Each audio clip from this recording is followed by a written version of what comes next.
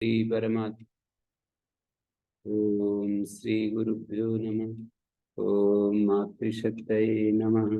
ओम असतो मा सद्गमय तमसो मा ज्योतिर्गमय मृत्योर्मा मृतंगमय।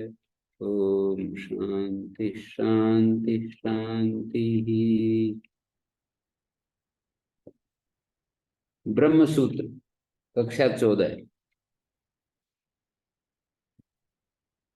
कल हमारी बात हो रही थी, कोई ऐसा हेतु बताना चाहिए जिसमें आनंतर्य इसके अनंतर अब ब्रह्म जिज्ञासा करनी है। कोई ऐसा पुष्कल आनंतर्य बताना चाहिए कि इसके बाद हम ब्रह्म जिज्ञासा करें। वेदाद्यंतो समानी है। और यदि ये कहते हो कर्म बोधानंतरियम विशेषा, कर्मों का ज्ञान करने के बाद, कर्मों की व्यवस्था को पूर्ण रूप से जानने के बाद फिर ब्रह्म जिज्ञासा करनी चाहिए, ये आवश्यक नहीं है, ये पुष्कल कारण नहीं है। मतलब ये आनंतर्य के लिए वो नहीं है कि इसके बाद ये करना चाहिए, क्योंकि हम तो लोक में देखते हैं कि धर्म जिज्ञासा के पहले भी जिसने वेदांत अध्ययन कर लिया है, उपनिषद का अध्ययन कर लिया है, ब्रह्म जिज्ञासा उसके लिए, ब्रह्म जिज्ञासा उसके लिए संभव है।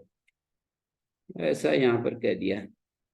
धर्म जिज्ञासा प्राग अभी अधीत वेदांत से ब्रह्म जिज्ञासा उत्पत्ति। और वहां पर क्रम की अपेक्षा होती है, जो हम वो करते हैं कर्म क्षेत्र में क्रम की विवक्षा होती है। ये चावल पहले साफ करेंगे, फिर उसको धोएंगे, फिर उसको अग्नि जलाएंगे, बटलोई के ऊपर रखेंगे, फिर उसको बीच बीच में चेक करेंगे। देखो कितने सारे क्रम की अपेक्षा होती है कि ये करेंगे ये करेंगे। गाड़ी चलाते समय पहले उसको स्टार्ट करेंगे, फिर उसको न्यूट्रल करेंगे, फिर उसको गियर में डालेंगे, फिर उसको क्लिच दबाएंगे। एक कर्म में क्रम की विवक्षा होती है। ये वैदिक उदाहरण दिए इन्होंने, हृदयादि अवदाना नाम आनंतरी नियम क्रमस्य विवक्षितत्वात्।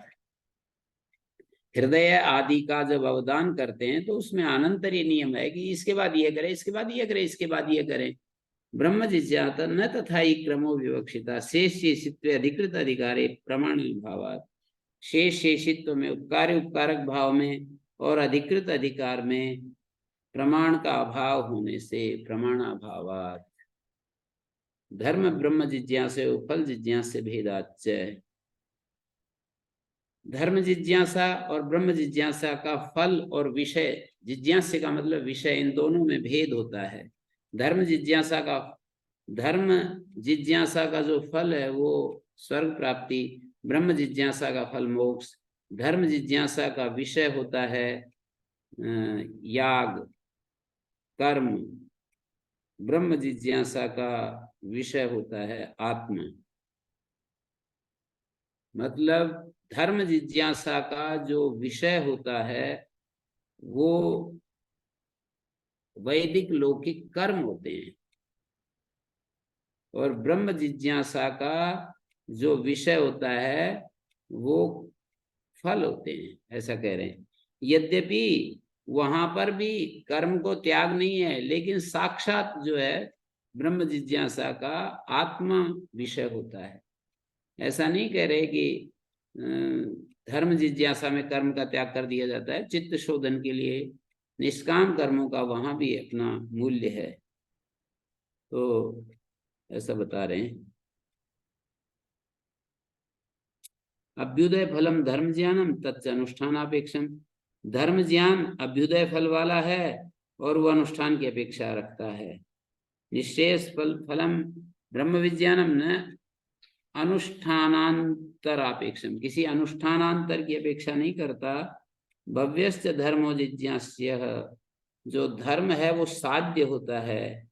धर्म जो जिज्ञास्य विषय है वो भव्य होता है। न ज्ञान काले अस्ति, ज्ञान काल में वो धर्म उत्पन्न नहीं होता है। पुरुष व्यापार तंत्रत्वात्, पुरुष व्यापार के अधीन होता है। जब हम उसको जान लेते हैं, फिर जब उसका अनुष्ठान करते हैं, उसके बाद उत्पन्न होता है। धर्म साध्य होता है, वो विषय ज्ञान काल में नहीं है। जब हम उस धर्म को जानते हैं, उसकी प्रक्रिया को जानते हैं, जब उस शास्त्र में निर्दिष्ट सारा विधि विधान को हम समझते हैं, उस समय धर्म नहीं होता है। जैसे कोई याग की पूरी प्रक्रिया को, उसके अनुष्ठान का जो एक तौर तरीका है, उसको कोई समझे और समझने से उसमें धर्म उत्पन्न हो जाए, ऐसा नहीं होता है।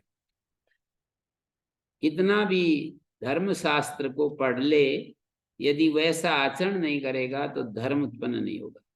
इसी तरह से मतलब हम सच बोलना चाहिए, किसी को धोखा नहीं देना चाहिए, ये ज्ञान तो हो गया, पर इसका अनुष्ठान हम नहीं करेंगे तो धर्म उत्पन्न नहीं होगा। पर आत्मा के विषय में ऐसा नहीं है, ब्रह्म जिज्ञासा के विषय में ऐसा नहीं। वहां तो आत्मा का ये स्वरूप है और उसको हमने समझ लिया, बस बात बन गई उतने में ही।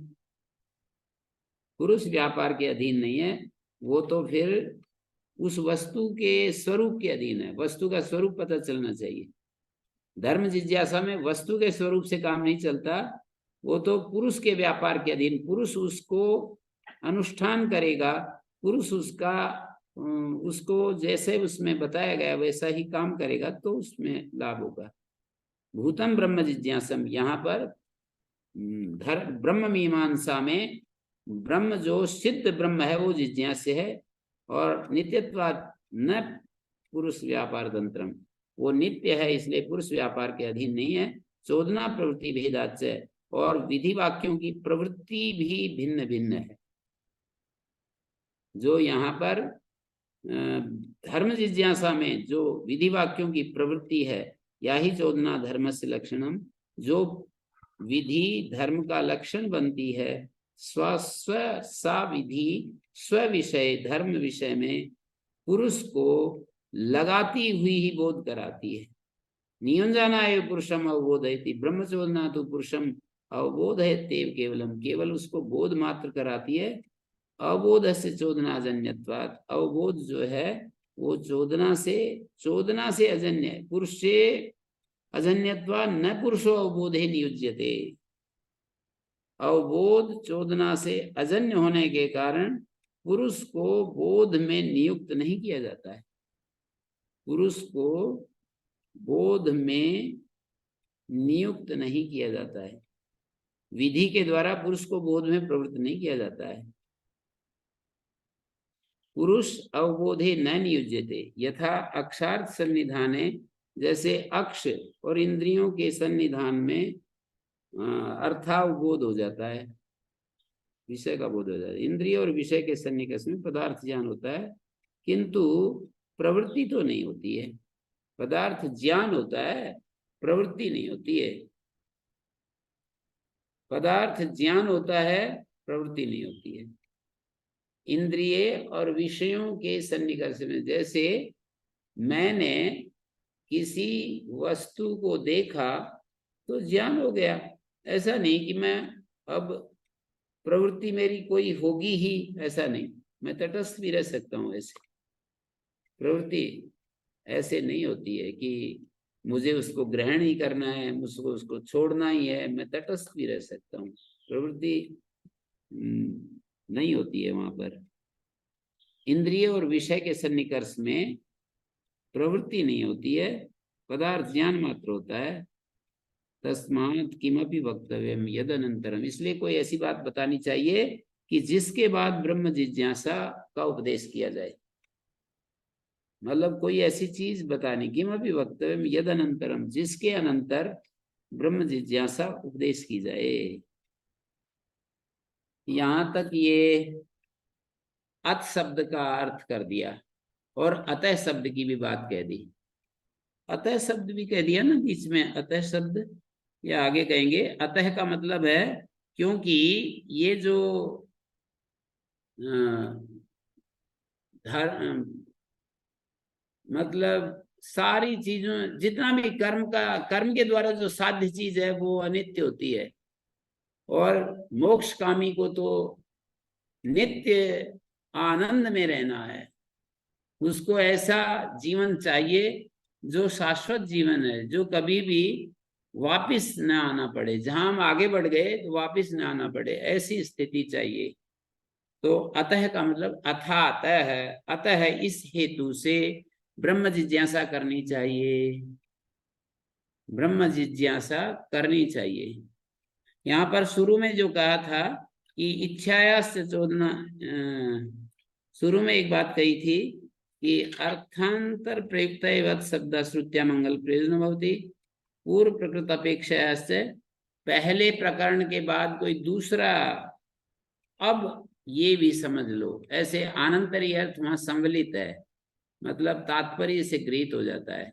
जब हम अर्थांतर लेते हैं, मतलब पूर्व प्रकृति की अपेक्षा से जब अर्थ शब्द का प्रयोग करते हैं ना, कोई प्रसंग चल रहा है, अथ एवं विचार्ये तदा किम स्यात्, पहले एक बात चल रही है, फिर बोले अथ एवं विचार्यते चेत, यदि ऐसा विचार किया जाए तो जैसे कि महाभाष्य में, व्याकरण महाभाष्य में जैसे एक बात कहेंगे, अथ एतद उच्यते, पूर्व प्रकृति की अपेक्षा से अथ एतद, यदि ये बात कही जाए, उससे हट करके ये बात कही जाए, तो उसमें तो आनंतरी अपने आप ही सम्मिलित हो जाता है उसके, यदि ऐसा किया जाए तो सती च अनंतर्यार्थत्वे यथा धर्म जिज्ञासा पूर्ववृत्तम वेदाध्ययनम नियमेन अपेक्षते, ब्रह्म जिज्ञासा भी पूर्ववृत्तम नियमेन अपेक्षते तद वक्तव्यम।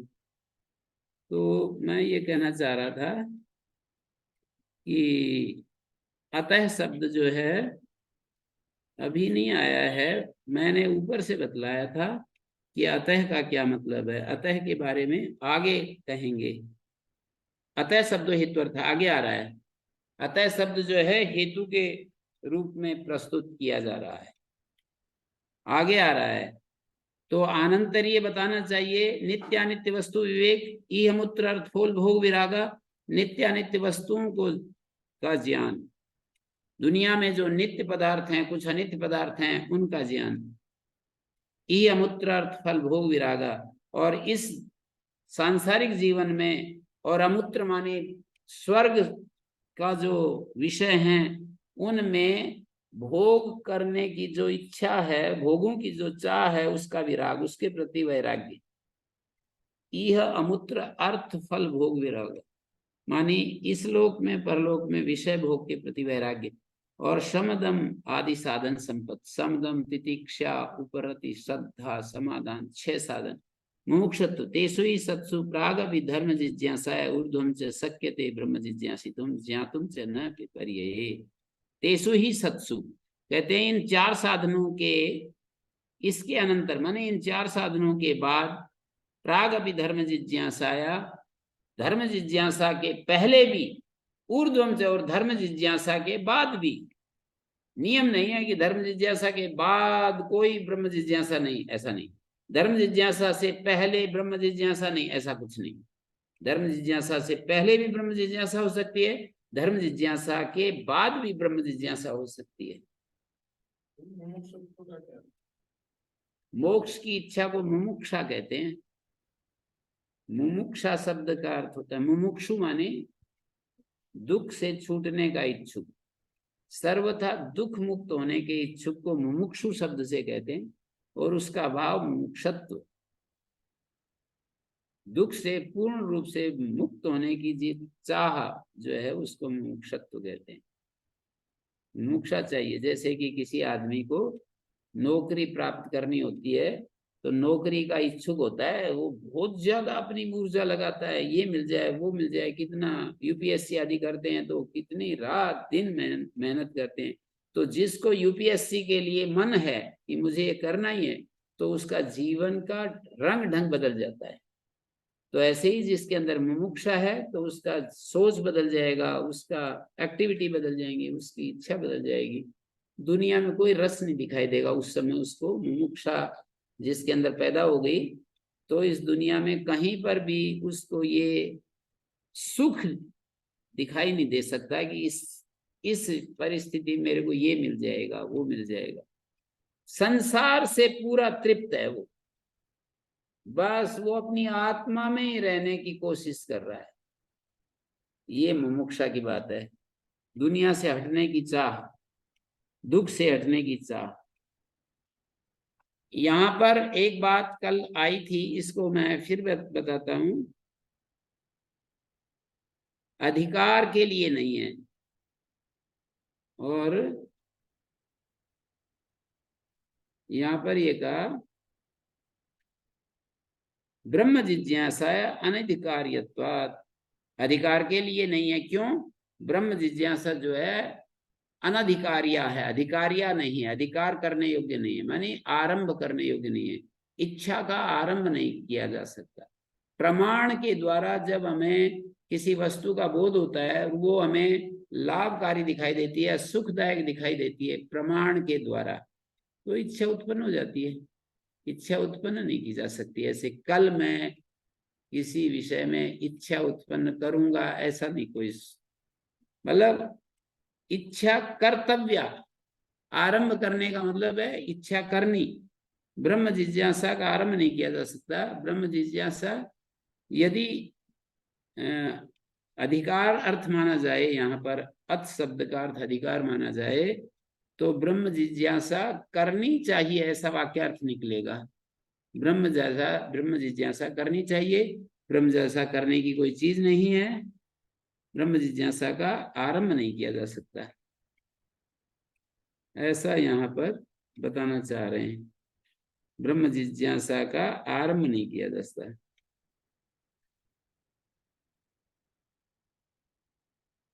मतलब कर्तव्य पद यहाँ पर बोलना पड़ेगा कि ब्रह्म जिज्ञासा करनी चाहिए। तो ब्रह्म जिज्ञासा इच्छा जो है, ब्रह्म ज्ञान की इच्छा करनी चाहिए। प्रमाण को यदि हमने उपयोग किया तो प्रमाण के प्रकाश में इच्छा उत्पन्न हो जाएगी। ऐसे यूं कोई कहे कि मुझे इच्छा उत्पन्न करनी है, उसका प्रोसेस है, इच्छा अपने आप होगी। यदि हमने प्रमाण जुटा लिए किसी चीज के बारे में कि ये चीज बहुत ज्यादा हमारे लिए लाभदायक है, ये चीज बहुत ज्यादा हानिकारक है, तो जहां लाभदायक है उसको प्राप्त करना चाहेंगे, हानिकारक है उसको छोड़ना चाहेंगे। मनुष्य जो है प्रमाण के प्रकाश में यदि ये देख सके कि ये तो बहुत ज्यादा हमारे जीवन के लिए महत्वपूर्ण है और ये चीज तो व्यर्थ है, तो व्यर्थ समझ लेगा तो वो छूट जाएगी, और महत्वपूर्ण समझेगा तो वो चीज प्राप्त हो जाएगी। ब्रह्म जिज्ञासाया अनधिकार्यत्वात् मंगलस्य च वाक्यार्थे समन्वयाभावात्। मंगलस्य च वाक्यार्थे समन्वयाभावात्।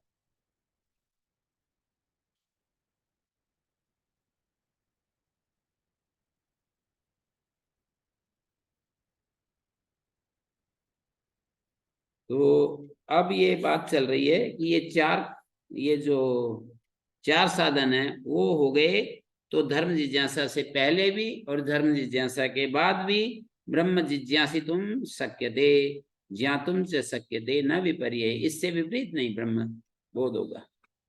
न जाना जा सकता है, न जानने की इच्छा की जा सकती है। ब्रह्म जिज्ञासितुम न शक्यते, ब्रह्म ज्ञातुम न शक्यते। तस्मात् अथ शब्देन यथोक्त साधन संपत्त्यानंतर्यम उपदिश्यते। इसलिए अथ शब्द का मतलब है यथोक्त साधन संपत्ति के अनंतर, मतलब चार साधनों को पूरा करने के अनंतर। अतः शब्दो हेत्वर्थ, अतः शब्द हेतु को बताता है। यस्मात् वेदेव अग्निहोत्रादीनां श्रेय साधना नाम अनित्य फलताम दर्शयति। वेद ही, ये जो है प्रथमा का एक वचन है, वेदाएव, क्योंकि वेद ही अग्निहोत्रादि श्रेय साधन, कल्याण के जो साधन है अग्निहोत्रादि, उनकी अनित्य फलता को दिखा रहा है वेद। तद्यथा कर्म चितो लोका क्षीयते, कर्म से संचित जो लोक है उसका क्षय हो जाता है। कर्म से जो चीजें हम प्राप्त करते हैं वो क्षीण हो जाती हैं। यहाँ इस दुनिया में भी देखते हैं, जैसे हमने अनाज पैदा किया तो गायों को खिलाएंगे, अपने आप खाएंगे, धीरे धीरे क्षय हो जाएगा। और स्वर्ग को प्राप्त करने के लिए यज्ञ आदि किया दान दिया, बहुत लोगों को सहयोग किया, स्वर्ग मिल गया, धीरे धीरे क्षय हो जाएगा, स्वर्ग से वापस फिर लौटना पड़ेगा। ऐसे ही अमूत्र पुण्य चितो लोको क्षीयते। अमूत्र माने वो जो स्वर्ग में जाने के बाद पुण्य से जो स्वर्ग लोक मिला वो क्षीण हो जाएगा। तथा ब्रह्म विज्ञानादपि परम पुरुषार्थम दर्शयति। ब्रह्म विज्ञान से भी परम पुरुषार्थ को स्तुति दिखा रही है। ब्रह्मविद आपनोति परम, the knower of Brahman attains the supreme, ब्रह्मविद आपनोति परम इत्यादि ही। तस्मात् यथोक्त साधन संपत्त्यनंतरम ब्रह्म जिज्ञासा कर्तव्य। तस्मात्, इस हेतु से, क्योंकि वेद अनित्यता दिखा रहा है, कर्म से फल जो प्राप्त होते हैं, और ब्रह्म जिज्ञासा से नित्य फल दिखा रहा है, परम पुरुषार्थ बता रहा है। ब्रह्म विज्ञान से परम पुरुषार्थ सिद्ध होता है, मतलब पुरुष की अंतिम जरूरत, अंतिम मांग पूरी हो जाती है। ब्रह्म को जानने से पुरुष की अंतिम मांग पूरी हो जाती है, कुछ भी पाना शेष नहीं बचता, इसलिए करनी चाहिए। तस्मात् यथोक्त साधन संपत्त्यनंतरम ब्रह्म जिज्ञासा कर्तव्या। ब्रह्मणो जिज्ञासा, ब्रह्म जिज्ञासा षष्ठी समास है। ब्रह्म च वक्ष्यमाण लक्षणम, ब्रह्म का लक्षण क्या है? ब्रह्म की जिज्ञासा माने वेदांत वाक्यों पर विचार करना चाहिए, ब्रह्म संबंधी जो वेदांत वाक्य हैं। तो ये ब्रह्म है क्या? बोले जन्माद्यस्यता, ये लक्षण है जिसका, वक्ष्यमाण लक्षणम।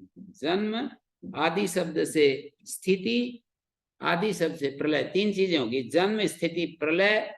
जन्म आदि अस्य यतः, अस्य मानी इस जगत के, अस्य जगतः यतः जिससे, यतः जिससे, अस्य जगतः जन्म स्थिति प्रलय होते हैं, वो ब्रह्म है। ये लक्षण हो गया। यतः जिस चैतन्य से, जिस शक्ति से जन्म स्थिति प्रलय ये होते हैं, वो ब्रह्म। जन्मादि अस्य यतः, जन्मादि इको एनर्जी हो रहा है, जन्मादि अस्य यतः। अस्य मानी जगत है, यत मानी जिस ब्रह्म से, अस्य जगत इस संसार का, जन्म स्थिति प्रलय ये तीन जिससे होते हैं, जिससे होते हैं वो ब्रह्म है। जिससे होते हैं, अब वो पहले ही ब्रह्म नहीं बोलेंगे, जिस ब्रह्म से होते हैं वो ब्रह्म है, ये तो कहना अटपटा हो जाएगा। जिस ब्रह्म से जगत के जन्म स्थिति प्रलय होते हैं वो ब्रह्म है, ये कहना अटपटा हो जाएगा। इसलिए हम पहले तो ब्रह्म को छिपा कर रखेंगे। जिस से, जिस तत्व से ऐसा बोलेंगे, जिस तत्व से या जिस सत्ता से जगत के उत्पत्ति स्थिति प्रलय होते हैं। जन्म का मतलब उत्पत्ति, और इसके बाद उसकी जगत की स्थिति, जैसे अब हम देख रहे हैं इस संसार की स्थिति है, सूर्य, चंद्रमा, पृथ्वी, वर्षा, बादल बनना, वर्षा होना, पृथ्वी पर शस्य पैदा होना, हमारे शरीरों का निर्माण होना, अलग अलग जीव जंतु आना, ये सब हो रहा है। तो जन्म आदि मतलब ये आएगा जन्म के बाद इस जगत की स्थिति, और जब ये सारा संसार, सूर्य ठंडा हो जाएगा और फिर ये सारा धीरे धीरे प्रलय को प्राप्त हो जाएगा। तो इस जगत का जन्म हुआ सृष्टि के आदि में, अभी स्थिति चल रही है, अंत में प्रलय हो जाएगा। जन्म स्थिति प्रलय जिससे होता है वह ब्रह्म है। जिससे, यहाँ पर ब्रह्म नाम नहीं देंगे, केवल हम कहेंगे जिससे ये तीन काम होते हैं वह ब्रह्म है। तो ये लक्षण हो गया। अतएव न ब्रह्म शब्द से जात्यादि अर्थांतरम आशंकितव्यम। तो इसलिए ब्रह्म शब्द के जात्यादि अर्थांतर की शंका नहीं करनी चाहिए। ऐसी शंका नहीं करनी चाहिए कि ब्रह्म शब्द का जात्यादि दूसरा अर्थ भी तो है। मतलब एक लक्षण हो गया कि जिससे जगत की उत्पत्ति स्थिति प्रलय होते हैं वो ब्रह्म है। बस इसमें सब कुछ आ गया। न ब्रह्म शब्द जात्यादि अर्थांतरम आशंकितव्यम। ब्रह्म शब्द के जात्यादि जो अर्थ हैं उसकी आशंका नहीं करनी चाहिए। ब्रह्मणा इति कर्मणि षष्ठी न शेषे, दो षष्ठियां होती है, कर्म षष्ठी होती है, शेष षष्ठी होती है। षष्ठी शेषे सूत्र से शेष षष्ठी और कर्तृकर्मणो कृति सूत्र से षष्ठी होती है, तो कर्म षष्ठी बोलते हैं। तो ब्रह्मणा जिज्ञासा, जिज्ञासा जो शब्द है वो कृत प्रत्यय है। जिज्ञास धातु से अप्रत्यय, अप्रत्यात अप्रत्यय हुआ, टाप हुआ, जिज्ञासा बना। तो जिज्ञासा जो शब्द है वो कृत प्रत्यांत होने से कर्तृकर्मणो कृति सूत्र का विषय बन जाएगा। कर्ता और कर्म में षष्ठी होती है, तो ब्रह्म कर्म में षष्ठी होगी। और इसका कर्ता कौन है? मनुष्य को, पुरुष को, मुमुक्षु को। मुमुक्षु जो है वो कर्ता होगा, ब्रह्म कर्म है, जिज्ञासा क्रिया है। अर्थ हो गया मुमुक्षु को ब्रह्म विषयक जिज्ञासा करनी चाहिए। तो यहाँ पर कह रहे हैं कि ब्रह्म शब्द से जात्यादि अर्थ नहीं है, मतलब ब्राह्मण वगैरह जो अर्थ होता है ब्रह्म का वो नहीं लेना। यहाँ तो ब्रह्म का अर्थ वही लेना है, जन्माद्यस्यतः। जात्यादि का मतलब ब्राह्मण अर्थ भी होता है ब्रह्म का, यत्र ब्रह्म च क्षत्रम च, जहाँ ब्राह्मण और क्षत्रिय विचरण करते हैं, तो वो अर्थ यहाँ नहीं लेना है। ब्रह्मण इति कर्मणि षष्ठी न शेषे जिज्ञास्य जिज्ञास्यापेक्ष जिज्ञास्यापेक्षत्वात् जिज्ञासाया। जो जिज्ञासा है वो जिज्ञास्य की अपेक्षा रखती है। जिज्ञासायाः जिज्ञास्यापेक्षत्वात्, जिज्ञासा के जिज्ञास्य की अपेक्षा वाला होने से। जिज्ञास्यांतर अनिर्देशाच्च, जिज्ञास्यांतर अनिर्देशाच्च, और किसी जिज्ञास्यांतर माने दूसरे जिज्ञास्य विषय का निर्देश नहीं कर रखा। जिज्ञास्य अपेक्षत्वात् जिज्ञासा है। जिज्ञासा जब होगी तो कोई जिज्ञास्य विषय तो होगा। जैसे मेरी व्याकरण पढ़ने में जिज्ञासा है तो व्याकरण जिज्ञास्य विषय हो गया। मेरी ब्रह्म को जानने की इच्छा है तो ब्रह्म जिज्ञास्य विषय हो गया। मेरा गणित पढ़ने की इच्छा है तो गणित जिज्ञास्य विषय हो गया। मैं अंग्रेजी पढ़ना चाहता तो अंग्रेजी जिज्ञास्य विषय हो गया। तो जिज्ञासा का जिज्ञास्य विषय होगा कोई ना कोई। जिज्ञास्यापेक्षत्वात् जिज्ञासा है। जिज्ञास्यांतर अनिर्देशाच्च, और किसी दूसरा जिज्ञास्य विषय का निर्देश भी नहीं है, दूसरे जिज्ञास्य का निर्देश भी नहीं है। यहाँ पर ब्रह्म के सिवाय कोई और जिज्ञास्य विषय का निर्देश नहीं है। जिज्ञास्यांतर का मतलब हो गया जिज्ञास्य विषय, दूसरा जिज्ञास्य विषय। ब्रह्म ही का यहाँ प्रकरण है, ब्रह्म की ही बात चल रही है। ब्रह्म के अलावा जिज्ञास्यांतर कोई दूसरा जिज्ञास्य विषय नहीं होने से भी जिज्ञास्यांतर अनिर्देशाच्च, जिज्ञासा को जिज्ञास की अपेक्षा होती है और ब्रह्म के सिवाय कोई जिज्ञास्यांतर विषय भी नहीं है, निर्देश भी नहीं। ननु शेष षष्ठी परिग्रहे भी ब्रह्मणो जिज्ञासा कर्मत्व न विरुध्यते। कहते हैं शेष षष्ठी का ग्रहण करें तो भी यदि हम शेष षष्ठी ही मान लें ब्रह्मण जिज्ञासा, तो भी ब्रह्मणो जिज्ञासा कर्मत्व न विरुद्धते। जिज्ञासा का कर्म ही ठहरेगा ब्रह्म, तो ब्रह्म संबंधी जिज्ञासा, वो संबंध कोई ना कोई तो किसी न किसी रूप में ही तो लिया जाएगा। तो वो संबंध क्या होगा? क्रियाकारक संबंध लोगे तो जिज्ञासा जो है वो क्रिया होगी और ब्रह्म कर्म बनेगा। ज्ञात्री ज्ञेय संबंध हो सकता है, जिज्ञासा ज्ञेय बनेगी और ब्रह्म ज्ञातव्य। जिज्ञासा ज्ञात्री ज्ञेय संबंध, जो जिज्ञास्य विषय होगा वो तो ज्ञेय होगा और ब्रह्म जिज्ञास्य तो क्रिया होगी और ये ज्ञेय होगा। मतलब ब्रह्म तो ज्ञेय होगा और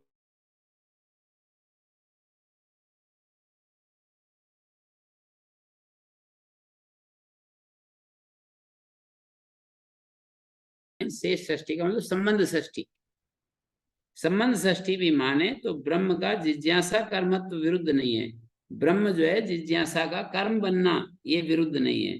ब्रह्म तो जिज्ञासा क्रिया का कर्म ही बनेगा। संबंध सामान्य से विशेष निष्ठत्वात्, कि जो संबंध सामान्य होता है वो विशेष में स्थिर होता है। शेष षष्ठी के ग्रहण करने में भी ब्रह्म तो जिज्ञासा क्रिया का कर्म ही ठहरेगा। संबंध सामान्य जो होता है वो विशेष में ही परिसमाप्त होता है। हम कहें कि ब्रह्म विषयक जिज्ञासा, तो ये विशेष में ही परिवर्तित होगा जाकर के। ये तो सामान्य संबंध हो गया, ब्रह्म संबंधी ज्ञान इच्छा, ब्रह्म संबंधी ज्ञान करने की इच्छा। अब वो विशेष क्या होगा? ब्रह्म कर्म के रूप में ही विशेष ब्रह्म जो है इस संबंध में एक विशेष संबंध को लेकर के उपस्थित होगा। वो क्या है विशेष संबंध? कर्म के रूप में। संबंध सामान्य से विशेष निष्ठत्वात् एवं प्रत्यक्षम ब्रह्मणा कर्मत्वम उत्सृज्य सामान्य द्वारेण परोक्षम कर्मत्वम कल्पयितो व्यर्थ प्रयास से। कहते हैं ठीक है, मतलब शेष षष्ठी के ग्रहण में भी ब्रह्म का जिज्ञासा कर्मत्व ये विरुद्ध नहीं है, संबंध सामान्य का विशेष निष्ठ ही होता है। तो भी प्रत्यक्षम ब्रह्मणा कर्मत्वम उत्सृज्य, ब्रह्म का जो कर्मत्व है वो जो कि प्रत्यक्ष दिखाई दे रहा है उसको त्याग करके सामान्य द्वारेण परोक्षम कर्मत्वम कल्पयता, सामान्य के माध्यम से परोक्ष पर पहुंचना, उसकी कल्पना करना व्यर्थ प्रयास हो जाएगा। तो कोई कहे कि नहीं नहीं व्यर्थ नहीं होगा, ब्रह्म आश्रित अशेष विचार प्रतिज्ञानार्थत्वादिति चेत न, ये प्रयास व्यर्थ नहीं है, क्योंकि ब्रह्म के आश्रित सभी पदार्थों के विचार की प्रतिज्ञा करना प्रयोजन है। ब्रह्म के अतिरिक्त उससे संबंधित सभी पदार्थों पर विचार करने की जो प्रतिज्ञा है वो प्रयोजन बन जाएगा। ब्रह्म आश्रित अशेष विचार प्रतिज्ञार्थ अशेष विचार प्रतिज्ञार्थत्वादिति चेत, अशेष विचार प्रतिज्ञार्थत्वादिति चेत न, कहते हैं नहीं, प्रधान परिग्रहे तद अपेक्षितानाम अर्थाक्षिप्तत्वात्, प्रधान परिग्रहे प्रधान के ग्रहण में तद अपेक्षितानाम अर्थाक्षिप्तत्वात्, प्रधान को जब हम ग्रहण कर लेते हैं तो उस प्रधान से अपेक्षित जो गौण विषय है वो अपने आप तात्पर्य से आक्षिप्त हो जाते हैं। तद अपेक्षितानाम अर्थाक्षिप्तत्वात्, उनका अर्थाक्षेप हो जाता है, उनका प्रधान का परिग्रह होंगे, उनकी अपेक्षा रखने वाले सारे जो अर्थ हैं पदार्थ हैं उनका अर्थतः आक्षेप हो जाएगा। तद अपेक्षितानाम, उसकी अपेक्षा रखने वाले सभी पदार्थों का अर्थतः आक्षेप हो जाएगा। ब्रह्म ही ज्ञानेन आप्तुमिष्टतमत्वात् प्रधानम, ब्रह्म ज्ञान से प्राप्त करने के लिए इष्टतम है, अत्यंत इष्ट है, तो इसलिए वो प्रधान है। ज्ञान के द्वारा प्राप्त करने के लिए, मतलब हमारा एक ज्ञान है, उस ज्ञान में हम ब्रह्म को बिठाना चाहते हैं, तो ब्रह्म ही ज्ञानेन आप्तुमिष्टतमत्वात् प्रधानम तस्मिन् प्रधाने जिज्ञासा कर्मणि परिगृहीते, वो जो ब्रह्म प्रधान है जिज्ञासा के का कर्म बना हुआ है। जिज्ञासा कर्म का मतलब विषय, जिज्ञासा का जो विषय बना हुआ है, जब ये समझ में आ गया, परिग्रह हो गया, जिज्ञासा कर्मणि परिगृहीते यैर् जिज्ञासितैर् विना ब्रह्म जिज्ञासितम न भवति तानि अर्थाक्षिप्तानि एवं न पृथक सूत्रयितव्यानि, जिन यही जिज्ञासित ही बिना, जिन जिज्ञासित विषयों के बिना ब्रह्म जिज्ञासित नहीं होता, वो तो तानी अर्थाक्षिप्तानि, वे तात्पर्य से अपने आप आक्षिप्त हो जाएंगे। न पृथक सूत्रयितव्यानि, उनको अलग से उनका वो विचार नहीं करना पड़ेगा, पृथक सूत्रण नहीं करना पड़ेगा। यथा राजा असौ गच्छति इति उक्ते, जैसे कोई कहे कि ये राजा साहब जा रहे हैं, सपरिवारस्य राज्यों गमनम उत्तम भवति, राजा साहब जा रहे हैं इसका मतलब परिवार, उसके बच्चे, उस समय से कोई राजा जाता था तो परिवार बच्चे साथ जाते थे, तो ऐसे प्रयोग करता था। राजा असौ गच्छति इत्युक्ते सपरिवारस्य राज्यों गमनम उत्तम भवति, तद्वत् सपरिवार राजा का गमन कह दिया जाता है। वैसे ही श्रुति अनुगमाच्च, और श्रुति का भी अनुगमन है इस विषय में। श्रुति भी हमें मदद कर रही है, श्रुति भी हमको सहायता कर रही है इस ज्ञान में। इसमें ब्रह्म की जिज्ञासा, इसमें कर्ता तो जिज्ञासा कर रहा है वो होगा, कर्ता जो है ब्रह्म का, साधक जो होगा वो कर्ता होगा। ब्रह्म कर्म है और जो साधक होगा वो इसका कर्ता होगा, जिज्ञासा क्रिया का। साधक को ब्रह्म कर्म की, ब्रह्म विषय की जिज्ञासा करनी चाहिए। ब्रह्म कैसे हो गया? जिज्ञासा जो क्रिया है वो कहाँ परिसमाप्त होती है?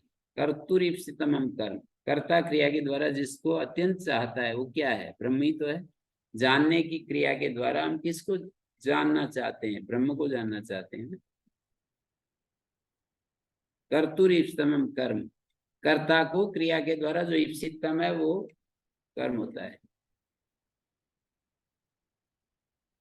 तस्मिन् प्रधाने जिज्ञासा कर्मणि परिगृहीते यैर्जिज्ञासितैर्विना ब्रह्म जिज्ञासितम न भवति। जिन जिज्ञासित विषयों के बिना ब्रह्म जिज्ञासित नहीं होता, तानि अर्थाक्षिप्तानि एविति न पृथक सूत्रयितव्यानि। उनको अलग से उनको बांधना नहीं पड़ेगा। ये कह रहे हैं ना कि प्रधाने जिज्ञासा कर्मणि परिगृहीते, जिज्ञासा का कर्म जो प्रधान है वो क्या है? ब्रह्म है। उसके जानने पर, उसके समझने पर, उस प्रधान का ग्रहण होते ही जिनकी जिज्ञासा हुए बिना ब्रह्म की जिज्ञासा नहीं होती, जिन जिन छोटे छोटे घटक होते हैं ना उसके अवान्तर घटक, उनकी यही जिज्ञासित ही बिना ब्रह्म जिज्ञासितम न भवति। छोटे छोटे घटक यदि हमारे को जिज्ञासित नहीं है तो ब्रह्म प्रधान भी जिज्ञासित नहीं हो पाएगा। तानी अर्थाक्षिप्तानि, तानी मानी भाई छोटे छोटे घटक भी अर्थ से आक्षिप्त हो गए। जैसे कोई कहे कि भाई चावल पका लो, तो छोटी छोटी क्रियाएं भी अर्थ से आक्षिप्त हो जाती हैं कि पात्र को साफ कर लो, फिर उसमें पानी डाल दो, उसमें मंदी मंदी आंच चलाओ, फिर उसमें बीच बीच में आपको देखना है। छोटी छोटी क्रियाएं बहुत सारी सम्मिलित हो जाती हैं। न पृथक सूत्रयितव्यानि, इसलिए जिन जिज्ञासित विषयों के बिना, जिन जिज्ञासित जो छोटे छोटे घटक हैं उनके बिना ब्रह्म की जिज्ञासा पूरी नहीं होती है, वो अर्थ से आक्षिप्त हो जाते हैं, उनको अलग से बताने की जरूरत नहीं है। यथा राजा सो गच्छति इत्युक्ते सपरिवार से राज्यों गमनम उत्तम भवति। राजा जा रहा है तो उसके साथ में उसके बाल बच्चे और परिवार के लोग जा रहे हैं, ये तो अंडरस्टूड है, उसको अलग से बताने की जरूरत नहीं है। श्रुति अनुगमाच्य, और श्रुति का भी अनुगमन है। श्रुति के साथ सूत्र का संबंध करने से भी कर्मवाचक षष्ठी है। श्रुति का अनुगम होने से माने श्रुति का संबंध सूत्र के साथ करेंगे तो कर्मवाचक षष्ठी बनेगी। यतो वा इमानि भूतानि जायन्ते येन जातानि जीवन्ति यत् प्रयन्ति अभिसं विशन्ति, ऐसा वाक्य है। तो जिससे ये प्राणी उत्पन्न होते हैं, इन तद विजिज्ञासु, उसको जानने की इच्छा करो, वो ब्रह्म है। तो यतो वा इमानि, इसके साथ भी अनुगम है ना, ब्रह्म कर्म ही ठहरता है। यतो वा इमानि भूतानि जानते, जिससे ये भूत पैदा हुए, जिसके द्वारा इनकी उत्पत्ति पालन होता है और जिसमें ये प्रलय में प्राप्त हो जाते हैं, ये सब चीजें प्रलय को प्राप्त हो जाती है। ये यतो वा इमानि भूतानि जायन्ते येन जातानि जीवन्ति, जिसके सहारे पैदा हुए ये जीवित हैं। यत् प्रयन्ति अभिसं विशन्ति, और जिसमें जाते हुए लीन हो जाते हैं। तद विजिज्ञासु, उसको जानने की इच्छा करो, तद ब्रह्म, वो ब्रह्म है। तो इसमें श्रुति का अनुगमन है। श्रुतया तद विजिज्ञासस्व तद ब्रह्म इति प्रत्यक्षमेव ब्रह्मणो जिज्ञासा कर्मत्वं तद विजिज्ञासस्व, तद में द्वितीय एक वचन है, कर्म में द्वितीय है, कर्म में द्वितीय। उसको जानने की इच्छा करो, तद ब्रह्म, वो ब्रह्म है। प्रत्यक्ष ही ब्रह्म का जिज्ञासा कर्मत्व दिखा रही है श्रुतियां।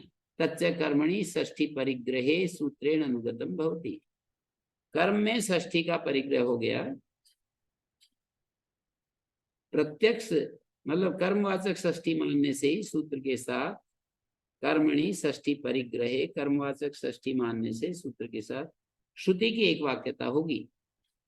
सूत्रेण अनुगतम भवति, जो ये वाला सूत्र पढ़ रहे हैं हम, अथा तो ब्रह्म जिज्ञासा, इसके साथ और जन्माद्यस्यता इस सूत्र के साथ कर्म में षष्ठी का ग्रहण हो गया तो सूत्रेण अनुगतम भवति, सूत्र के साथ एक वाक्यता ठीक बैठेगी। सूत्र की एक वाक्यता होती है, इसलिए ब्रह्मणा एक कर्मवाचक षष्ठी है। तस्मात् ब्रह्मणा इति कर्मणि षष्ठी। ज्ञातुम इच्छा जिज्ञासा, जानने की इच्छा जिज्ञासा कहलाती है। अवगति पर्यंतम ज्ञानम, और ज्ञान होता है बोध पर्यंत। अवगति पर्यंत ज्ञान सनवाच्य इच्छा का कर्म है।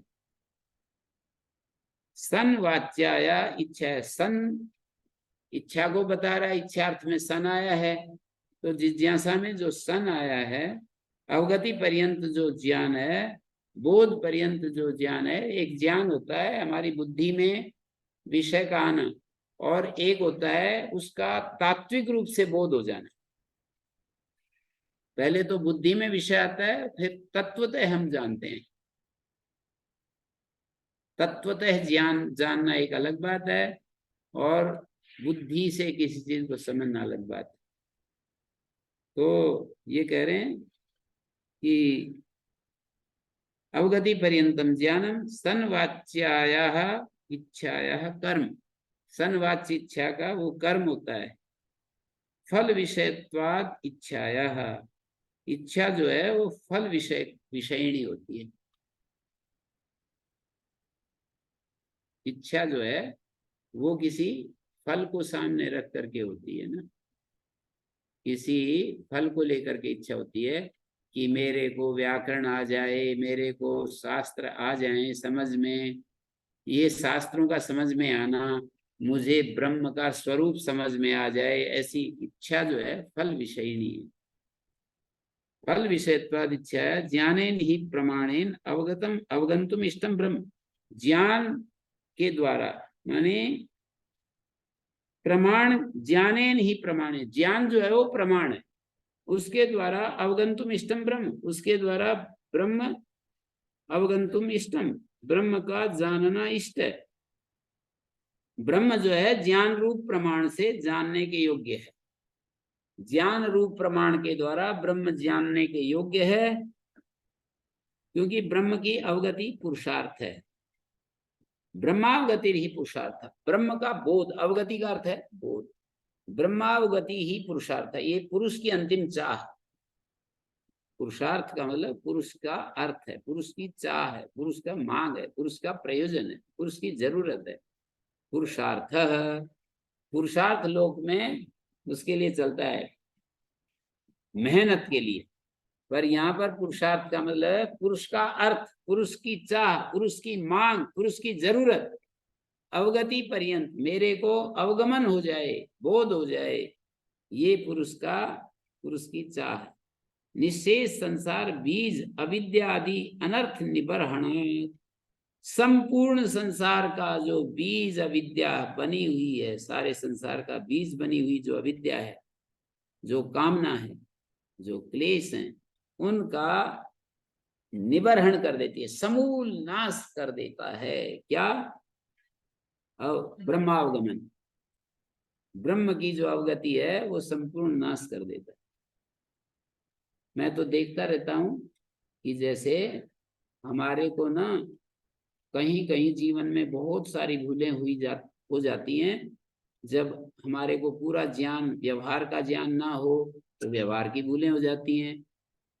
हमें इंद्रियों को रोकने का अभ्यास नहीं तो इंद्रियां भूल कर बैठती हैं।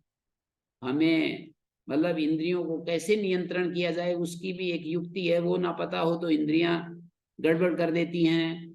हमें कोई व्यापार में जैसे कितना, ये तो मेरे को आता ही रहता है, कितनी सारी चीजें मैंने गुरुकुल के लिए यदि मौके पर सही निर्णय लिए होते तो आज गुरुकुल का कितना करोड़ों करोड़ों रुपए का लाभ होता है। और सुविधाएं बढ़ जाती। पर मेरे को मौके पर कोई निर्णय नहीं आए सही सही कि किसी ने कहा कि ये ले लो, कोई दुकान हमें देने के लिए तैयार हो गया, हमने नहीं ली। कोई जमीन देने के लिए तैयार हुआ, नहीं ली। कोई दूसरी जमीन देने के लिए तैयार नहीं हुआ, नहीं ली। 4-5 चीज तो मेरे को दिखाई दे रही है अभी अभी सामने। तो फिर ये मन हमारा क्लेश अनुभव करता है कि ये क्यों निर्णय नहीं लिया सही। ऐसे कहीं वाणी की भूल कर दी तो मन में क्लेश होता रहता है कि ये क्यों तू बोल बैठा है ऐसा, क्यों तूने ठीक नहीं बात की, ऐसा क्यों हो गया। तो कहते हैं दो चीजें मनुष्य को खाती रहती हैं कि ये तैने गलती क्यों कर डाली, ये तैने ठीक काम क्यों नहीं किया। तो ब्रह्म ज्ञान के बाद ये सारी साफ हो जाती है, कोई उसको ग्लानि नहीं रहती, कोई उसको तंगी बीच में दिमाग में कोई परेशानी नहीं रहती। ऐसा आश्वासन दिया है तैत्तरीय उपनिषद में कि दो बातें आदमी को अलग अलग लेवल पर कचोटती रहती हैं। ब्रह्म ज्ञान में स्थित हो गया तो उसकी सारी दुनिया भर की जो भूलें की हैं, दुनिया भर की आचरण की भूल, व्यवहार की भूल, रुपए पैसे की, व्यापार की, बिजनेस की भूल, और किसी के साथ वाणी के व्यवहार की भूल, और मन के द्वारा जिस तरह भी, ये तो बाहरी बाहरी भूल मैंने बतलाई, और मन के द्वारा और ज्ञान की भूलें करने से जो हमारे अस्त व्यस्त जो जीवन क्रम चला है वो सारी दुख देती रहती हैं। भूलें दुख देती रहती हैं, याद आती रहती हैं कि ऐसा क्यों कर डाला, ऐसा क्यों नहीं किया। तो कहते हैं, आश्वासन देता है उपनिषद कि ब्रह्म ज्ञान के बाद सब कुछ एकदम न्यूट्रल हो जाता है, सब समाप्त हो जाता है। कितना बड़ा आश्वासन है। मैं तो इसी आश्वासन के कारण ब्रह्म विद्या में पूरा का पूरा लगना चाहता हूँ कि भाई यदि नहीं लगे तो ये तो सारी जिंदगी ये भूलें जो है सताती रहेंगी कि ये क्यों हो गया, ये क्यों हो गया, ये क्यों हो गया। ब्रह्म ज्ञान का जो आश्वासन है, और इसमें विश्वास भी है मेरा, ऐसा नहीं है कि मैं ऐसे ही लग रहा हूं। मेरे को पूरा विश्वास और आश्वासन है, इस आश्वासन में पूरा विश्वास है कि ऐसा ही होता है। जब हम पूरा ब्रह्म ज्ञान में लीन हो जाते हैं तो सारी दुनिया भर की जो भूलें हैं इस जीवन की, सारी एकदम वॉश आउट हो जाती है, खत्म हो जाती है। इतना बड़ा आनंद रहेगा जब हमारी मन में कभी भी अपने भूतकाल की कोई भूल ही ना आए, इतना अच्छा महसूस होगा।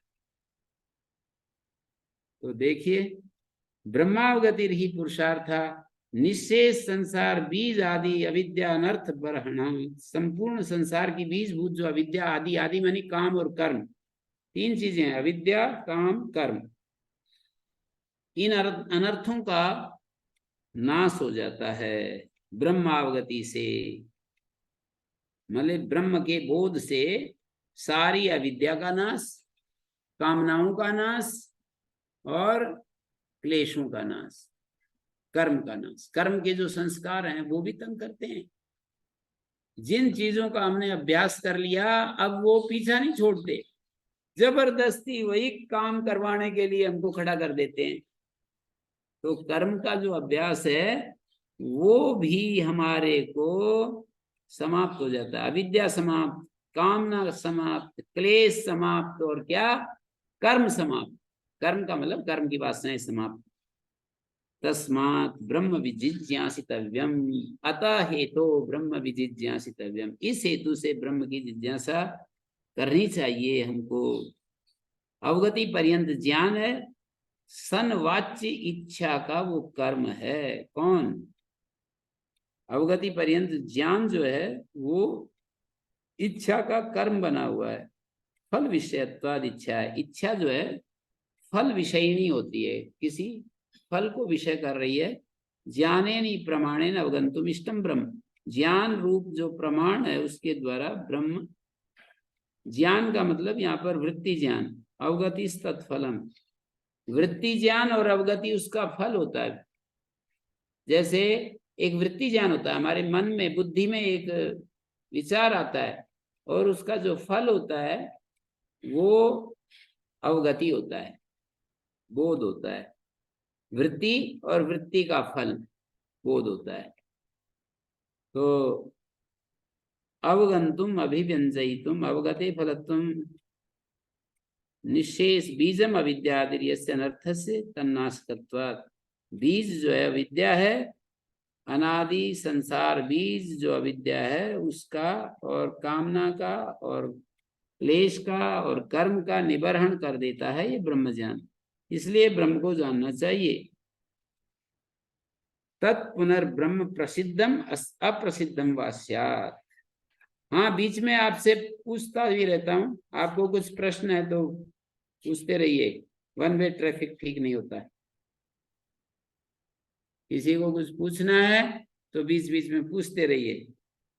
और आप कहते हो कि बस बहने दो गंगा, हम तो बस आनंद लेते रहेंगे पास में बैठे बैठे, तो लेते रहो आनंद। गंगा के, बहती हुई गंगा का पास में बैठ करके आनंद लेना एक है, और गंगा में उतर करके स्नान करना एक और अर्थ है उसका है। तो आप किनारे पर बैठकर आनंद ले रहे हैं या उसमें कूद पड़े हैं, ये आपके ऊपर है, देखिएगा। नमस्कार गुरुजी। जी जी, ये पाठ प्रारंभ करने से आपने पहले एक बात कही थी, शायद कल या परसों ही, कि आचार्य शंकर जी उनका ये कहना है कि इच्छा तो होने की चीज है, करने की चीज नहीं। तो इच्छा है और विचार जो है ना, वो तो हमारे बस में ही अगर नहीं है, कौन सी इच्छा होनी है, कौन से विचार हमारे मैंने ऐसे मस्तिष्क में कहा, उठने ध्यान हैं। नहीं दिया आपने। मैंने ये कहा कि प्रमाण का जब, जैसे ही प्रमाण का उपयोग किया जाता है इच्छा तो अपने आप हो जाती है। प्रमाण का मतलब हमारी बुद्धि, हमारा मन, हमारा ज्ञान, शास्त्र, प्रत्यक्ष अनुमान, ये सब प्रमाण का मतलब प्रत्यक्ष अनुमान आगम, ये सब प्रमाण होते हैं। प्रमाण का उपयोग किया जाता है तो प्रमाण हमें दिखाता है चीजें कि ये लाभदायक है या हानिकारक है, ये इससे कुछ बिगड़ना नहीं है, तो हम जो है इच्छा पैदा हो जाती है। इच्छा करने की चीज नहीं है। प्रमाण को का उपयोग करना हमारे अधीन है, और इच्छा तो अपने आप हो जाती है उसके पीछे पीछे। यदि प्रमाण सही दिशा में काम कर रहा है तो इच्छा तो अपने आप होने की चीज है, इच्छा की नहीं जाती। प्रमाण का उपयोग मत करो, फिर इच्छा करके दिखाओ। मैंने ये बात कही कि प्रमाण का उपयोग करने के बाद इच्छा अपने आप हो जाती है। प्रमाण का उपयोग मत कीजिए। आप बुद्धि में किसी बारे में, किसी चीज के बारे में मत सोचिए। आप इंद्रियों से किसी विषयों को मत देखिए।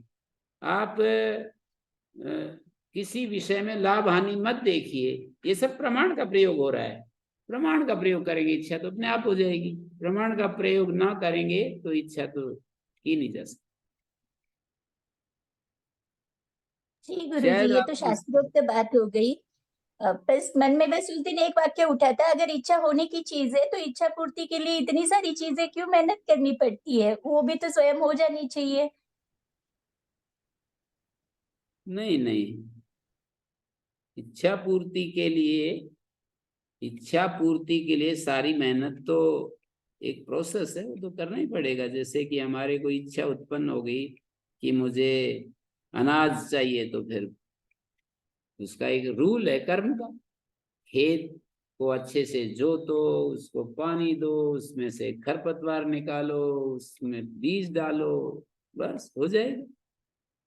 उसका एक प्रोसेस है, हर चीज का एक नियम है ना, उस नियम के तहत कार्य होते हैं। तो इच्छा को पूरा करने के लिए पुरुषार्थ मतलब शारीरिक, वाचिक, दिमाग का, बुद्धि का सारी ताकत लगानी पड़ती है फिर।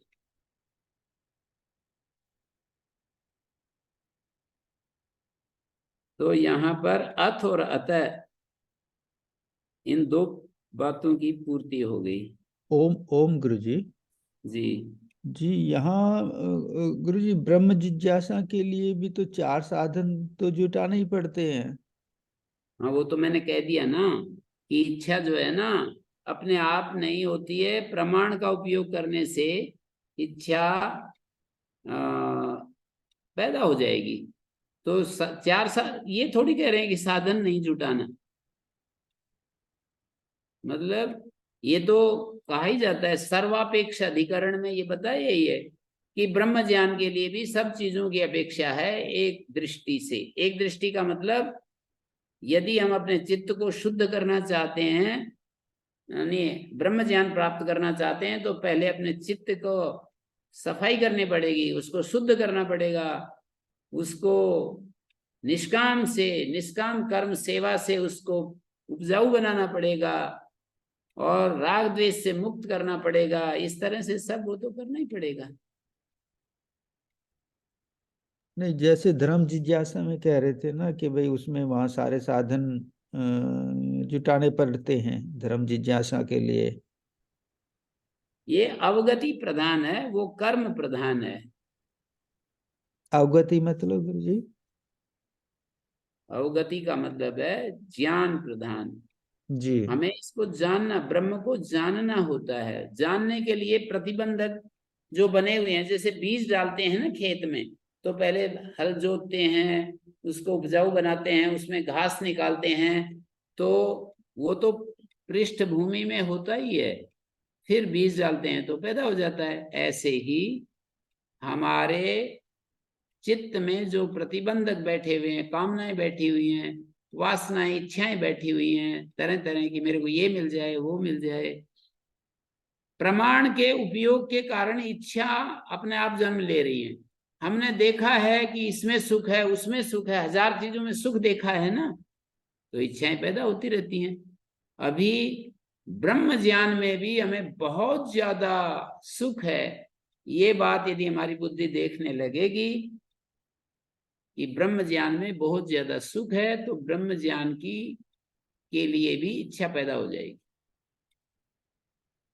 यदि हमने ये देख लिया कि ब्रह्म ज्ञान में बहुत ज्यादा सुख है, तो ब्रह्म ज्ञान के लिए इच्छा पैदा हो जाएगी। गुरु जी, एक व्यक्ति है, मैंने ब्रह्म ज्ञान में जो निर्विचार स्थिति में रहते हैं, कभी कभी ऐसे होता है कि बस कोई विचार या कोई इच्छा उनके मन से गुजर जाती है, और वो जैसे कि अपने आप स्वयं से हो जाती है। जैसे उनके मन में कोई इच्छा आ गई किसी चीज के लिए, तो वो स्वयं से ही उपस्थित हो जाती है, उन्हें कोई पुरुषार्थ विशेष करने की जरूरत नहीं पड़ती। ऐसे भी तो किस्से हम सुनते हैं। कोई बात नहीं, वो तो एक अलग विषय हो गया। उसका प्रारब्ध इस तरह का बना है कि उसको एक बार मन में आ गई तो चीजें आ जाती हैं। उसका प्रारब्ध ऐसा बन गया है, इसमें क्या है। अलग अलग प्रारब्ध होता है ना, प्रारब्ध अलग अलग होता है। मैं तो देखता हूं ना खूब, मेरे प्रारब्ध में यदि खूब ऐश्वर्य होता, तो समय समय पर जो मैं निर्णय लेने में भूल की है, वो भूल नहीं होती। प्रारब्ध की दिक्कत है। ऐसे जिन जिन चीजों में मेरा प्रारब्ध प्रखर है, उनमें तो बहुत समय लगाया है और उसमें बहुत ही चूक नहीं की, पूरा मौका का लाभ उठाया है। मणि गुरु जी जैसे लोग मिले तो उनको, कितने लोग हैं जो कि मतलब ऐसे मणि गुरु जी के दर्शन करके चिपक जाएं और 5 साल तक निरंतर उनसे सीखते रहे वेदांत को, कितने लोग हैं। तो प्रारब्ध है ना, कहीं प्रारब्ध कमजोर होता है, कहीं प्रारब्ध प्रबल होता है। गुरु जी, कभी कभी ऐसे लगता है कि प्रारब्ध तो होता है, लेकिन जैसे आपने कहा कि आपके प्रारब्ध में तो बहुत कुछ है, लेकिन निर्णय तो आपने लिया ना, कि आपने निर्णय किया कि आपको क्या चाहिए जीवन में। तो जो आंतरिक इच्छाएं होती है ना, बहुत बार प्रारब्ध में बहुत कुछ होता है, लेकिन हम उसे चुनते नहीं है। हम तो हमें जो चाहिए उसी मार्ग पर चलते रहते हैं। प्रारब्ध के तहत ही हमें इच्छा, प्रारब्ध में यदि हमारे को बहुत ज्यादा पुरुष, इसमें बाह्य चीजों में हमारा प्रारब्ध जुटा हुआ होता है ना, बाह्य वस्तुओं के संचय संग्रह में, उनके महत्व में हमारा मन लगा होता है, तो निश्चित रूप से वैसे निर्णय हमारी बुद्धि दे देगी और उस समय हम चूकेंगे नहीं। अभी आप लोग इसको और ज्यादा गंभीरता से देखो। मेरे को तो ये बिल्कुल एकदम स्पष्ट है, इसमें कोई भ्रांति नहीं है, पूरा साफ साफ ऐसे दिखता है ये प्रारब्ध क्या है और पुरुषार्थ क्या चीज है। तो प्रारब्ध हमारा जैसा होता है हमको वेदांत पढ़ने की इच्छा हो रही है, कहीं हमारे को यज्ञ याग आदि करने की इच्छा हो रही है, कहीं हमारे को कोई और विषय, तो ये प्रारब्ध हमारा है ऐसा। गृहस्थ आश्रम में जाना है, सन्यासी बनना है, ये सब प्रारब्ध में है सारी चीजें। जिन चीजों का हमने अभ्यास किया होता है वे चीजें हमारे समझ में बहुत जल्दी आ जाती हैं, उनके बारे में निर्णय बहुत जल्दी होता है, ऐसा है ये। तो प्रारब्ध को हम पुरुषार्थ से बढ़ाते हैं। अभी हम जिन चीजों पर मेहनत कर रहे हैं, परिश्रम कर रहे हैं, वो प्रारब्ध के रूप में बदल जाएंगी और वे आगे चल करके उनका हमें लाभ मिलता है, निश्चित रूप से मिलता है। मतलब जिस दिशा में भी हम करें, भौतिक जगत में यदि हम प्रवृत्त बढ़ना चाहते हैं तो उस विषय में काम करेंगे, उस विषय में हम दूसरों का सहयोग करेंगे। जिन चीजों को हम बांटते हैं वो चीजें इधर उधर से घूम फिर के हमारे पास आ जाती हैं। जो चीज बांटते हैं, दुख बांटते हैं, दुख आ जाते हैं, सुख बांटते हैं, सुख आ जाते हैं, पैसे बांटते हैं, धन बांटते हैं। बहुत ये जो धर्मगुरु आजकल बहुत बड़ा बड़ा जो ये कर रहे होते हैं ना, जो बहुत लोगों का सहयोग कर रहे होते हैं और उनको बहुत ज्यादा जो ऐश्वर्य प्राप्त हो रहा है, तो उनके प्रारब्ध में ऐसा रहा है कि उन्होंने बहुत ज्यादा सुख दिया है और वो दिया हुआ सुख फिर आगे बढ़ रहा है। समय पर बुद्धि सही काम करती है, सही निर्णय लेती है और उस के तहत उनका ऐश्वर्य बढ़ता चला जाता है और बढ़े हुए ऐश्वर्य को फिर दूसरा और लोगों में सुख बांटने में लगा देते हैं। तो जिन चीजों को हम बांटते हैं वो चीजें फिर बढ़ करके वापिस हमारे पास आ जाती हैं। जिस चीज को भी बांटेंगे, विद्या बांटेंगे, विद्या बढ़कर हमारे पास आ जाएगी। धन बांटेंगे, धन बढ़कर हमारे पास आ जाएगा। दूसरों को तंग करेंगे, दुख देंगे तो दुख बढ़कर के हमारे पास आ जाएगा। और यही है सारा नियम, इसमें कोई वो नहीं है, किसी प्रकार की इसमें भ्रांति नहीं है। मुझे तो सही से दिख रहा है कि हमारा जो प्रारब्ध है वो हमने संचय किया है, हमने कर्म के द्वारा उसको इकट्ठा किया है और वो हमसे काम करवाता है। प्रारब्ध हमसे काम करवाता है और नया भी हो जाता है। उस प्रारब्ध के अनुसार नए नए निर्णय भी लिए जाते हैं। ऐसा नहीं कह रहा हूं कि पूरा का पूरा मल्टीप्लाई, केवल प्रारब्ध रोटेट हो रहा है, प्रारब्ध ही बस केवल घूम रहा है। वो तो बहुत ज्यादा हिस्सा तो ऐसा ही है कि प्रारब्ध जो है वो घूम रहा है। लेकिन यदि हमने दूसरे लोगों से सुना है, विचार किया है और हमारे मन में कोई निर्णय, नया बीज पैदा हो गया है कि मुझे ये काम किसी भी हालत में करना ही चाहिए, तो नई शुरुआत भी है। जैसे किसी व्यक्ति का कार्मिक जीवन रहा है, बहुत ज्यादा कर्म में जीवन रहा है और उसके सुन सुन करके, महापुरुषों को देख करके उसके मन में ऐसा आ गया है कि भाई बहुत हो गया, बस अब शांत हो जाओ, तो बार बार वो इस तरह का सुझाव देगा, तो निश्चित रूप से वो उसका जो कर्म संस्कार है वो ढीला पड़ता जाएगा और वो व्यक्ति शांति की तरफ बढ़ता जाएगा। तो प्रारब्ध पुरुषार्थ से बढ़ता है। प्रारब्ध ही हमें, जिसका जैसा प्रारब्ध है वैसा पुरुषार्थ कर पाता है। प्रारब्ध यदि खेल कूद का है तो वो विद्या में नहीं लगेगा। प्रारब्ध सामाजिक कार्य में रुचि ले रहा है तो वो धन कमाने में नहीं लगेगा। प्रारब्ध धन कमाने का है तो वो प्रारब्ध राजनीति में नहीं जाएगा। राजनीति में वही जा पाते हैं जिनको राजनीति में इंटरेस्ट आता है और वो स्वभाव में हमारे चीजें आ गई होती हैं। तो आज हम यही विराम देते हैं। ओम शांति शांति शांति।